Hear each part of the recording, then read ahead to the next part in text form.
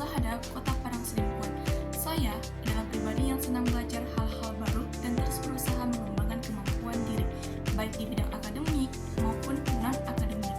Pada kesempatan ini, saya akan menyampaikan materi mengenai fikih mewaris dalam praktik menghitung harta warisan bersama dosen pengampu Bapak Anwar Habibi MHHK.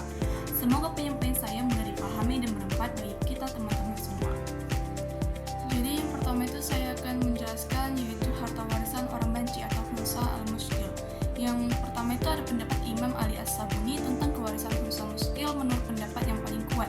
Khunsa muskil diberi harta warisan bil adhar yang kurang dari hak semestinya. Maka dicermati bagian yang menjadi haknya dari harta warisan ditinjau dari dua ketentuan, yakni bagian laki-laki dan bagian perempuan. Tata cara pembagian tersebut dilakukan dua tahap. Pada tahap pertama itu, khunsa itu dianggap sebagai laki-laki dan pada tahap yang kedua dianggap sebagai perempuan. Sementara yang ia terima adalah kurang daripada hak yang semestinya tersebut. Adapun selisih pembagian untuk sementara waktu dibekukan hingga jelas keadaannya. Bila khunsa ini wafat, maka selisih baginya itu diberikan kepada para ahli warisnya. Adapun yang dimaksud dengan ungkapan bil adhar yaitu bahwa khunsa diberi bagian kurang dari semestinya ialah bahwa bila bagian yang sebagai perempuan lebih kecil daripada bagian sebagai laki-laki, maka ia dinyatakan sebagai seorang perempuan. Begitu pula sebaliknya, yaitu bila bagiannya sebagai laki-laki lebih kecil daripada bagian perempuan, maka ia dianggap sebagai laki-laki. Nah, yang kedua itu ada pendapat Abu Hanifah dan Imam Ali As-Sabuni. Yang pertama Imam Abu Hanifah berpendapat bahwa khunsa muskil mendapat kurang dari bagian yang diberikan kepada ahli waris laki-laki dan perempuan. Hal ini didasarkan pada asumsi bahwa khunsa tersebut bisa jadi laki-laki dan bisa jadi perempuan. Maka, bagian yang paling sedikit di antara dua bagian tersebutlah yang akan diberikan kepadanya. Imam Abu Hanifah berkata bahwa khunsa berhak bagian yang terkecil di antara dua bagian, yaitu apabila ia ditetapkan sebagai laki-laki dan ditetapkan sebagai perempuan. Dalam menentukan bagian warisan, khunsa ghairu muskil, Imam Abu Hanifah dan Ali As-Sabani sepakat dengan melihat kepada keluarnya air seni si khunsa. Dengan melihat jalan keluar air seninya, maka hukum warisan menjadi jelas. Next, selanjutnya saya akan membahas tentang harta warisan orang yang dalam tawanan. Dalam terminologi Islam, warisan adalah perpindahan kepemilikan harta dari seseorang yang telah meninggal kepada para ahli warisnya yang masih hidup.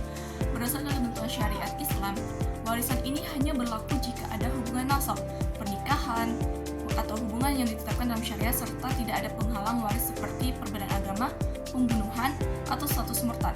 Dalam konteks ini, orang yang sedang dalam tawanan menghadirkan permasalahan tersendiri karena status hidup atau wafatnya tidak dapat dipastikan, sehingga muncul pertanyaan apakah ia masih bisa menerima atau mewariskan harta.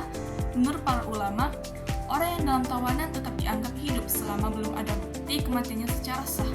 Hal ini berdasarkan kaidah al-aslu baqa' ma kana ala ma kana, yang berarti pada dasarnya sesuatu itu tetap sebagaimana keadaannya semula hingga ada bukti yang mengubahnya. Jadi, dalam hukum waris, orang dalam tawanan tetap memiliki hak untuk mewarisi harta dari kerabat yang meninggal, maupun harta pribadinya belum bisa dibagikan kepada ahli warisnya sampai ada kepastian tentang kehidupannya.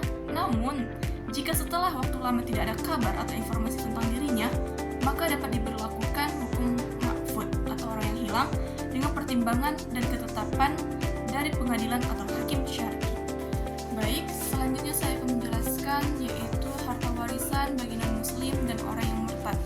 Perbedaan agama menjadi penghalang dalam proses pewarisan. Misalnya, seseorang yang menganut agama Islam tidak dapat mewarisi harta dari anggota keluarganya yang telah meninggal dan beragama selain Islam. Sebaliknya, seseorang yang tidak beragama Islam juga tidak berhak mewarisi harta dari keluarga yang meninggal dalam keadaan muslim.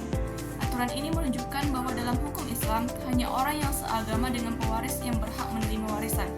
Oleh karena itu, agama pewaris dan ahli waris menjadi faktor penting dalam menentukan hak waris. Jadi, menurut hadis yang diriwayatkan oleh Imam Bukhari dan Imam Muslim disebutkan bahwa la yarithul muslimul kafir walal kafirul muslim. Seorang muslim tidak bisa mewarisi seorang kafir dan seorang kafir tidak bisa mewarisi seorang muslim. Baik teman-teman, selanjutnya saya akan menjelaskan contoh kasus yang ada PPT saya, yaitu ada seorang Dani, seorang waria yang meninggalkan hartanya 120 juta dan ahli warisnya itu ada 4, yaitu yang pertama itu ada ayah, ibu, saudara laki-laki 1, saudara perempuan 2. Nah, di sini saya akan membantu teman-teman untuk membagi harta warisan masing-masing pada ahli waris tersebut. Nah, di sini sama-sama kita lihat teman-teman, jumlah harta yang ditinggalkan Dani tadi 120 juta.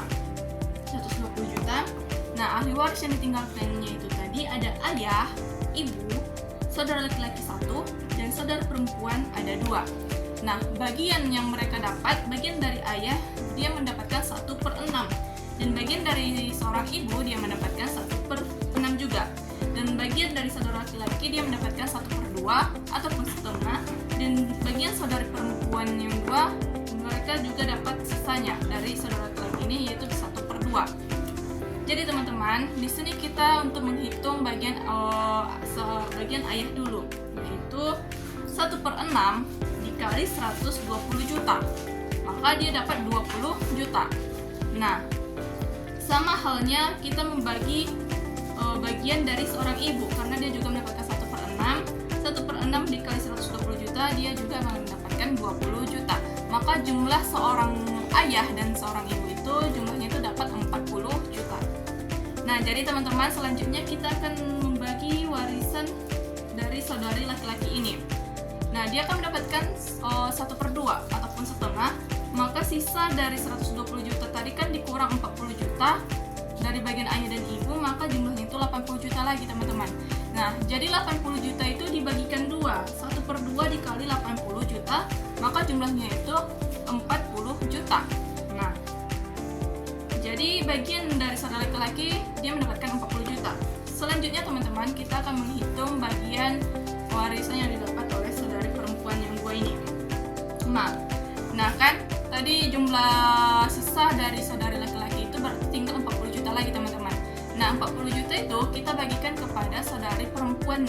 Tapi mereka saudara perempuan ini mereka ada 2. Nah, jadi nggak mungkin yang 40 juta itu mendapatkan satu untuk saudara perempuan 1 itu saja kan. Jadi 40 juta itu kita bagikan 2 untuk saudara perempuan yang 2, maka mereka akan mendapatkan 20 juta per orang. Nah, jadi jumlah bagian dari saudari laki-laki dan saudara perempuan yaitu 80 juta. Nah, kita jumlahkan apakah harta yang ditinggalkan Dani tadi pas perhitungannya, ataukah lebih, ataukah kurang, ataukah menyelemeng atau kayak mana gitu kan. Maka kita jumlahkan yang ditinggalkan, yang jumlah dari warisan dari laki-laki atau saudari perempuan jumlah itu adalah 80 juta, dan bagian dari jumlah yang dapat oleh ibu dan ayah ada 40 juta. Maka kita jumlahkan 80 juta ditambah 40 juta yaitu 120 juta teman-teman. Oke teman-teman, mungkin itu aja dari saya. Terima kasih sudah menyimak, semoga bermanfaat. Sampai ketemu di video berikutnya. Apabila ada kesalahan saya dalam menjelaskan materi dan ada yang kurang tepat pada materi saya minta maaf kepada teman-teman semua, khususnya Bapak dosen pengampu. Wassalamualaikum warahmatullahi wabarakatuh.